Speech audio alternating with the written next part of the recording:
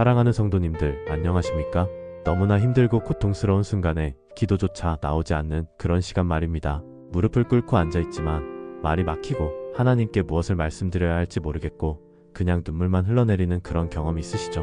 내가 하나님을 이렇게 열심히 믿고 섬겨왔는데 왜 이런 고통이 나에게 와야 하는가?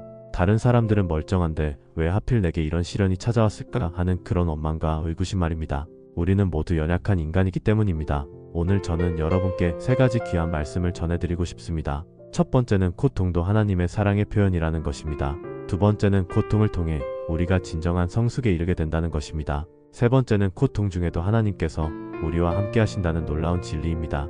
많은 분들이 이런 질문을 하십니다. 하나님이 사랑이시라면 왜 우리에게 고통을 주시는가 하는 질문 말입니다. 완전하신 하나님께서 우리를 사랑하신다면 우리에게 어떻게 고통만 주시겠습니까? 성경에서 하나님께서는 이렇게 말씀하십니다. 고린도전서 10장 13절에서 말이죠. 사람이 감당할 시험 밖에는 너희에게 당한 것이 없나니 오직 하나님은 미쁘사 너희가 감당하지 못할 시험 당함을 허락하지 아니하시고 시험 당할 즈음에 또한 피할 길을 내사 너희로 능히 감당하게 하시느니라. 이 말씀이 무엇을 의미합니까? 하나님께서 우리에게 고통을 허락하실 때는 반드시 그 고통을 이길 수 있는 능력도 함께 주신다는 것입니다. 아무리 긴 터널이라도 반드시 끝이 있습니다. 터널 끝에는 한 줄기 빛이라도 그 빛이 있다는 것 때문에 우리가 안심하고 갈 수 있는 것입니다. 언젠가는 끝이 있구나. 이 고통의 시간이 영원하지 않다는 것. 이 고통의 시간이 반드시 끝이 있다는 것. 그것 한 가지만 알아도 충분히 견딜 수 있습니다. 폴 브랜드라는 의사가 있었습니다. 이분의 부모님은 인도에서 나병 환자들을 돌보는 선교사였습니다. 폴 브랜드의 고민은 이러다가 내가 나병에 걸리고 말지 않은 두려움이 늘 잠재적으로 있었던 사람이었습니다. 어느 날 실제로 집에 들어가면서 신발을 신고 안방에 들어왔습니다. 아내가 깜짝 놀라서 그 신발을 왜 안 벗고 들어오냐고 했습니다. 그 순간 폴은 내가 이게 드디어 감염이 된 것이구나 하고 깨달았습니다. 왜냐하면 발에 감각이 없어졌기 때문입니다. 그래서 바늘로 발뒤꿈치를 찔러보니까 피는 나는데 고통이 없었습니다. 그래서 그 사람이 밤새 기도한 것이 무엇이었겠습니까? 고통이라는 감각을 돌려주십시오. 이것이 그 사람의 기도 제목이었습니다. 얼마나 놀라운 이야기입니까? 고통은 생명과 하나입니다. 생명 현상은 고통 현상입니다. 나병의 무서운 점이 무엇입니까? 고통이 사라지고 고통이라는 감각이 없기 때문에 손가락이 떨어져도 모르고 심지어 발가락이 날아가도 모르는 것입니다. 그래서 그분의 기도 제목이 고통을 돌려달라, 고통이라는 감각을 회복시켜달라는 것이었습니다. 우리가 생명과 고통이 맞닿아 있다는 것을 알게 되면 고통을 이상하게 볼 이유가 없습니다. 오늘날 의료가 발달해서 진통제들이 나오고 고통을 점점 줄여주는 약들이 많이 나왔습니다. 그래서 고통을 잊어버리는 방법들에 의존하기 시작하면서 오히려 고통을 더 무서워하게 되었습니다. 하지만 고통을 피하기만 하려는 태도 때문에 우리는 정말 성숙할 기회를 놓치고 있는 것입니다. 고통만큼 성숙하게 만드는 것은 없습니다. 물론 고통 없이 성숙할 수는 없습니다. 결혼도 그렇습니다. 요즘 결혼을 안 하려는 사람도 많고 자녀를 안 낳겠다는 사람도 있습니다. 그 고통이 두렵기 때문에 그것을 안 한다고 하는 것입니다. 우리가 연애할 때는 그냥 서로 간의 좋은 면만 보고 지내지만 결혼하게 되면 이제 서로 간에 몰랐던 면도 드러나고 그리고 관계를 조정해 나가는 시간을 겪으면서 얼마나 많은 고통이 따르는지 모릅니다. 그러나 그 고통을 우리가 겪으면 겪을수록 우리 사랑이 어떤 사랑인지가 드러나게 됩니다. 그래서 우리는 우리 사랑으로 그것을 견딜 수 없다는 것을 알기 때문에 예수님의 사랑이 필요하구나 하고 깨닫게 됩니다. 그분의 사랑, 오래 참는 사랑, 온유하고 질투하지 않고 자랑하지 않고 교만하지 않고 무례하지 않고 자기 유익을 구하지 않고 악한 것을 생각하지 않고 불의를 기뻐하지 않고 진리를 기뻐하고 모든 것을 참고 모든 것을 믿고 모든 것을 바라고 모든 것을 견디는 이런 사랑이야말로 결혼이 되었건 직장이 되었건 내 인생 전체를 관통하는 삶을 한 작품으로 이렇게 완성이 되겠구나 하는 것을 우리가 알게 되는 것입니다. 예수님께서 십자가에서 그것을 우리에게 주셨기 때문에 그분을 우리가 만나게 되면 그분이 우리 안에 들어오시게 되면 고통이 해석될 뿐만 아니라 고통을 이길 수 있는 힘이 생기는 것을 경험하게 됩니다. 두 번째로 말씀드리고 싶은 것은 고통을 통해 우리가 진정한 성숙에 이르게 된다는 것입니다.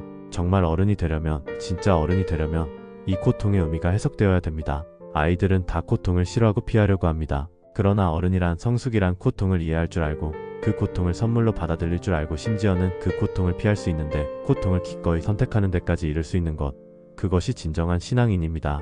서핑을 하는 사람들을 생각해 보십시오. 바다에 풍랑이 있는데 왜 나갑니까?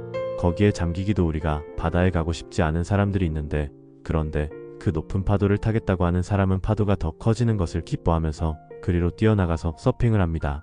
그것은 고난 가운데로 뛰어드는 하나의 그림입니다. 고난 가운데로 왜 뛰어듭니까? 고통을 이기는 기쁨이 있기 때문입니다. 그래서 우리가 산모가 아이 낳는 것을 그렇게 고통스러워하지만 그러나 또 둘째 아이를 갖는 것을 보면 정말 경이롭기까지 합니다. 제가 아는 분은 정말 10달 내내 입덧을 했는데 정말 남편이 보다 못해서 정말 두 번째는 남편이 안 갖겠다고 신신 부탁을 하고 사정사정 하는데도 부인이 또 우겨서 또 두 번째를 갖고 또 10달 동안 그렇게 고통스러워하는 것을 견디는 것을 봤습니다. 그러니까 우리가 고통을 어떻게 바라보느냐에 달린 것입니다. 만약에 우리가 영생이라는 것을 선물로 우리가 받았는데 이후에 이 육신의 삶이 다하고 영생의 삶이 정말 우리가 상상할 수 없는 이렇게 아름다움으로 펼쳐진다. 이것이 정말로 믿어지면 이 땅에서 겪는 고통은 그렇게 크게 느끼지 않는다는 것입니다. 그것을 사도 바울은 로마서 8장 18절에서 이렇게 말합니다. 생각하건대 현재의 고난은 장차 우리에게 나타날 영광과 비교할 수 없도다. 장차 올 영광에 비해서 지금 우리가 겪는 고난은 쫓기 비교할 바가 없다는 것입니다. 앞에 올 영광이 얼마나 큰 것인가, 그것을 우리가 아는 것이 중요한 것이지 우리 고통의 크기를 재는 것은 별로 의미가 없다는 것입니다. 따라서 고통은 왜 왔느냐가 문제가 아니라 이것을 어떻게 이겨내느냐, 늘 거기에 초점이 맞춰져야 한다는 것입니다. 그렇게 어떻게 이 고통을 이겨낼 것인가에 초점을 맞추기 위해서는 이 고통을 내가 어떻게 해석하고 있느냐가 가장 중요한 것입니다. 놀랍게도 예수님은 십자가 지기 전날 밤에 그분께서 이미 내가 세상을 이겼다고 선포하십니다. 요한복음 16장 33절에서 이렇게 말씀하십니다. 이것을 너희에게 이르는 것은 너희로 내 안에서 평안을 누리게 하려 함이라. 세상에서는 너희가 환난을 당하나 담대하라. 내가 세상을 이겼노라. 십자가 지기 전에 이미 세상을 이겼기 때문에 십자가를 지는 것입니다. 고통의 의미가 해석되기 때문에 그분은 고통 속으로 뛰어드시는 것 아닙니까? 우리도 마찬가지입니다. 이 고통을 나를 중심으로 해서 그 고통을 바라보면 견디기 어렵습니다. 그래서 우리가 나 중심적인 사고를 깨뜨리지 않으면 신앙은 한 걸음도 못 나가는 것입니다. 내가 하나님한테 어떻게 했는데 하나님이 나한테 이러실 수 있나 하는 생각 말입니다. 제가 아는 암의사가 많은 암 환자를 대하는데 가장 고통을 해석하지 못하고 못 받아들이려는 사람들이 목사라고 그래요. 주의 종으로 이렇게 해왔는데 어떻게 내게 암을 주실 수 있냐는 것입니다. 암은 이미 나한테 와 있잖아요. 그리고 암을 주신 분도 하나님이시라면 거두어 가시는 분도 하나님이고 생명을 주신 분도 하나님이시라면 생명을 거두실 분도 그분이십니다. 우리가 고통받는 사람들한테 이런 얘기를 함부로 할 수는 없지만 그러나 고통을 보는 관점을 어디서 바라보느냐는 내가 내 입장에서 바라보는 것이 아니라 하나님 입장에서 바라보는 것이 성경적인 답입니다. 그래서 날 때부터 맹인된 사람을 보고 제자들은 저 사람이 맹인으로 난 것이 누구의 죄로 인함이니까 자기니까 그의 부모니까라고 물었을 때 예수님께서 완전히 그 패러다임을 바꿔버리십니다. 요한복음 9장 3절에서 이렇게 말씀하십니다. 예수께서 대답하시되 이 사람이나 그 부모의 죄로 인한 것이 아니라 그에게서 하나님이 하시는 일을 나타내고자 하심이라. 본인의 죄도 아니고 부모의 죄도 아니다. 이것은 그냥 하나님이 행하시는 일을 나타내려 하심이다. 하나님 쪽으로 관점을 완전히 바꿔버린 것입니다. 우리가 욥기를 자꾸 읽게 되는 이유가 무엇입니까? 나한테 원인이 없는 고통도 있을 수 있다는 것을 우리에게 그렇게 알려주지 않습니까? 우리의 신앙이 그 틀을 한번 넘어가지 않으면 우리는 다른 종교인과 하나도 다를 바가 없고 어떻게 보면 수행하는 수행승들도 못하고 어쩌면 명상하는 사람보다도 더 불안하고 그런 사람들이 되고 마는 것입니다. 궁극적으로 주님을 만났다는 것은 인생에 내가 더 이상 주인이 아니고 예수 그리스도를 주라고 고백했다면 우리는 살아가는 삶의 무게나 축이 완전히 그분에게 옮겨졌다는 것을 뜻하지 않습니까? 그래서 사도 바울은 갈라디아서 2장 20절에서 내가 그리스도와 함께 십자가에 못 박혔나니 그런즉 이제는 내가 사는 것이 아니요 오직 내 안에 그리스도께서 사시는 것이라고 고백합니다. 나는 죽고 내 안에 그리스도가 산다라고 표현한 것입니다. 내가 지금까지 나 자신 중심으로 형성해왔던 모든 종교적 장식물과 스펙, 이것은 다 쓰레기와 같다, 배설물과 같다, 그렇게 고백하는 것을 듣는 것입니다. 따라서 우리가 예수 믿으면서도 여전히 내 중심적인 질문을 던지지 않는다면 우리는 한치도 더 앞으로 못 나간 것이나 마찬가지입니다. 하나님, 저를 통해서 이 고통이 지금 암이라고 하는 일을 통해서 하나님은 무엇을 하기를 원하십니까? 라고 물어보면 훨씬 우리는 그 고통을 이겨낼 수 있는 또 다른 지혜와 능력을 갖게 될 것입니다. 여전히 우리는 자기 자신을 따라가면서 주님을 따른다고 말하는 것이고 우리 여전히 주님께 입으로만 주여 주여 하고 있지만 그래서 주님을 부르다가 능력도 나타나고 무슨 대단한 일도 하는 것 같지만 그러나 실제로는 하나도 신앙 없는 사람과 다르지 않은 삶을 살아가는 것이고 세상에서 성공한 사람과 하나도 다를 바 없는 그런 성공지향적인 사람이 되고 마는 것입니다. 세 번째로 가장 중요한 말씀을 드리고 싶습니다. 고통 중에도 하나님께서 우리와 함께 하신다는 놀라운 진리입니다. 사랑하는 성도님들, 그 고통의 시간은 그때는 이해가 안 되고 눈물이 쏟아지고 기도도 안 나옵니다. 저 자신도 너무 심한 고통이 들어가면 그냥 앉아있을 뿐이지 넉넉히 바라볼 뿐이지 기도가 잘 안 나옵니다. 너무나 고통스러워서 하나님께 무슨 말을 해야 할지 모르겠고 기도에 말이 막히고 그냥 눈물만 흐르는 그런 시간 말입니다. 하지만 저는 하나님께서 그 침묵의 기도를 들으신다고 믿습니다. 중요한 것은 하나님을 붙들고 가는 것입니다. 고통 중에도 하나님을 외면하지 않는 것입니다. 고통 중에도 하나님을 바라보려고 그냥 혼신을 다하는 것입니다. 그것을 저는 하나님이 제일 기뻐하신다고 믿습니다. 시편 51편 17절에서 하나님이 구하시는 제사는 상한 심령이라 하나님이여 상하고 통회하는 마음을 주께서 멸시하지 아니하시리이다라고 말씀하셨듯이 우리의 가난한 심령, 우리의 고통스러워하면서도 주님을 향한 그 시선을 외면하지 않고 거두지 않을 때 하나님은 그 고통과 함께 그분도 아파하시고 그분이 그 고통이 끝날 때까지 함께 하신다는 것을 우리가 믿고 견딜 수 있는 것입니다. 얼마나 놀라운 일입니까? 우리가 고통받을 때 하나님도 함께 고통받으신다는 것입니다. 우리가 아파할 때 하나님도 함께 아파하신다는 것입니다. 이사야 63장 9절에서는 이렇게 말씀합니다. 그들의 모든 환난에 동참하사 자기 앞에 사자로 그들을 구원하시며 그의 사랑과 그의 자비로 그들을 구원하시고 옛적 모든 날에 그들을 드시며 안으셨으나 하나님께서 우리의 모든 환난에 동참하신다는 것입니다. 우리가 고통받을 때 하나님은 멀리 계시면서 구경만 하고 계시는 것이 아닙니다. 우리와 함께 그 고통 가운데 들어오셔서 함께 아파하시고 함께 슬퍼하시는 것입니다. 예수님께서 나사로의 무덤 앞에서 우셨던 것을 기억하십시오. 요한복음 11장 35절 예수께서 눈물을 흘리시더라. 가장 짧은 성경 구절 중 하나이지만 가장 깊은 의미를 담고 있는 말씀입니다. 예수님은 나사로를 살릴 수 있는 능력이 있으셨습니다. 실제로 나사로를 살리셨습니다. 그런데 왜 우셨겠습니까? 그것은 인간의 고통에 대한 하나님의 마음을 보여주시는 것입니다. 하나님은 우리가 고통받을 때 무감각하게 계시지 않습니다. 우리의 아픔을 아시고 우리의 고통을 함께 나누시는 것입니다. 모든 일에 우리와 같이 시험을 받으셨습니다. 고통도 받으셨고 슬픔도 당하셨고 배신도 당하셨고 외로움도 느끼셨습니다. 십자가에서 나의 하나님 어찌하여 나를 버리셨나이까라고 부르짖으셨습니다. 그분이 우리의 모든 고통을 다 아시는 것입니다. 그러니까 우리가 고통 중에 있을 때 하나님이 나를 모르실 것이라고 생각하지 마십시오. 하나님이 나의 고통을 이해하지 못하실 것이라고 생각하지 마십시오. 그분이 다 아시고 다 이해하시고 함께 아파하고 계십니다. 우리의 완전함을 원하시는 것이 아니라 우리의 연약함을 통해서 역사하시겠다는 것입니다. 우리의 강함을 통해서가 아니라 우리의 약함을 통해서 하나님의 능력이 나타난다는 것입니다. 사도 바울이 고린도후서 12장 9절에서 고백한 것처럼 말입니다.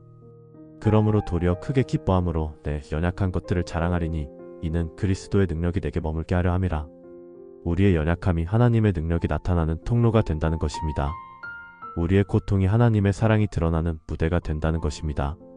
그래서 여러분이 힘들면 힘들수록 주님을 더 신실하게 의지하시고 더욱더 전적으로 의지하시고 그 전인격적인 하나님이 결코 나를 버리시지 않는다는 믿음으로 견뎌내시기를 바랍니다. 우리는 혼자가 아닙니다. 우리에게는 하나님이 계시고 우리에게는 믿음의 가족들이 있습니다. 그분이 아니고서는 우리가 감당할 수 없는 이 시대적인 아픔이나 고통을 그분의 능력으로 우리는 넉넉히 이길 수 있다는 것입니다. 그분이 우리에게 주시는 기쁨은 이것은 빼앗기지 않는 기쁨입니다. 이것은 상황이 우리를 흔들지 못하는 기쁨입니다. 그 기쁨은 나로부터 비롯된 것이 아니기 때문에 그렇습니다. 그 기쁨은 예수님으로부터 비롯된 것이기 때문에 그분은 불변하시는 하나님이시고 불변하시는 성품, 변하지 않는 성품에서 주어진 영원한 것이 우리 안에 오면 그것은 절대로 변질되는 것이 아니라는 것입니다. 따라서 우리가 아무리 고통스러워도 그 기쁨은 빼앗기지 않는 기쁨이라는 것입니다. 요한복음 16장 22절에서 예수님께서 이렇게 말씀하셨습니다. 지금은 너희가 근심하고 있으나 내가 다시 너희를 보리니 너희 마음이 기뻐하겠고 너희 기쁨을 빼앗을 자가 없으리라. 너희 기쁨을 빼앗을 자가 없다는 것입니다. 세상이 줄 수 없는 기쁨이고 세상이 빼앗아갈 수도 없는 기쁨입니다. 그런데 우리가 정말 빛 가운데로 나와서 빛 가운데서는 어떤 어렵고 힘든 상황을 겪더라도 또 방향이 보이는 고통이고 그리고 더 중요한 것은 그분이 우리에게 주시는 기쁨은 이것은 빼앗기지 않는 기쁨이란 말이에요. 이것은 상황이 우리를 흔들지 못하는 기쁨입니다. 사랑하는 성도님들, 오늘 이 말씀을 정리해드리겠습니다. 첫째, 고통도 하나님의 사랑의 표현입니다. 하나님께서는 우리에게 감당할 수 없는 시험을 허락하지 않으시고 시험과 함께 피할 길도 내어주십니다. 고통과 함께 고통을 이길 수 있는 능력도 함께 주시는 것입니다. 둘째, 고통을 통해 우리가 진정한 성숙에 이르게 됩니다. 고통의 의미가 해석될 때 우리는 고통을 피하지 않고 오히려 그 고통을 통해 하나님의 뜻을 발견하게 됩니다. 나 중심에서 하나님 중심으로 우리의 관점이 바뀔 때 고통은 성장의 도구가 됩니다. 셋째, 고통 중에도 하나님께서 우리와 함께 하십니다. 우리가 말로 기도하지 못해도 하나님은 우리의 침묵의 기도를 들으십니다. 우리가 고통받을 때 하나님도 함께 고통받으시고 우리와 함께 아파하십니다. 그리고 믿음의 동역자들을 통해 그 고통을 함께 나누게 하십니다. 넷째, 하나님이 주시는 기쁨은 빼앗기지 않는 기쁨입니다. 상황이 아무리 어려워도 세상이 아무리 우리를 흔들어도 그 기쁨만은 아무도 빼앗아갈 수 없습니다. 왜냐하면 그 기쁨은 예수 그리스도로부터 오는 기쁨이기 때문입니다. 믿음의 가족들이여, 지금 고통 중에 계신 분이 있으십니까? 지금 너무 힘들어서 기도도 나오지 않는 그런 상황에 계신 분이 있으십니까? 포기하지 마십시오. 하나님을 외면하지 마십시오. 그냥 하나님을 바라보십시오. 말이 안 나와도 괜찮습니다. 기도가 막혀도 괜찮습니다. 하나님께서는 여러분의 침묵의 기도를 들으십니다. 여러분의 상한 심령을 받으십니다. 그리고 반드시 그 터널 끝에 빛이 있다는 것을 믿으시기 바랍니다. 이 고통의 시간이 영원하지 않습니다. 반드시 끝이 있습니다. 그리고 그 끝에는 하나님의 영광이 기다리고 있습니다. 오늘 이 말씀이 여러분의 마음에 위로가 되고 힘이 되었기를 바랍니다. 아래 좋아요 버튼을 눌러주시고 댓글로 여러분의 기도 제목을 나눠주십시오. 함께 기도하겠습니다. 구독과 알림 설정도 잊지 마시고요. 사랑하는 성도님들 모두에게 하나님의 은혜와 평강이 함께 하시기를 축원합니다. 고통 중에도 소망을 잃지 마시고 주님만 바라보며 승리하는 믿음의 가족들이 되시기를 간절히 소망합니다.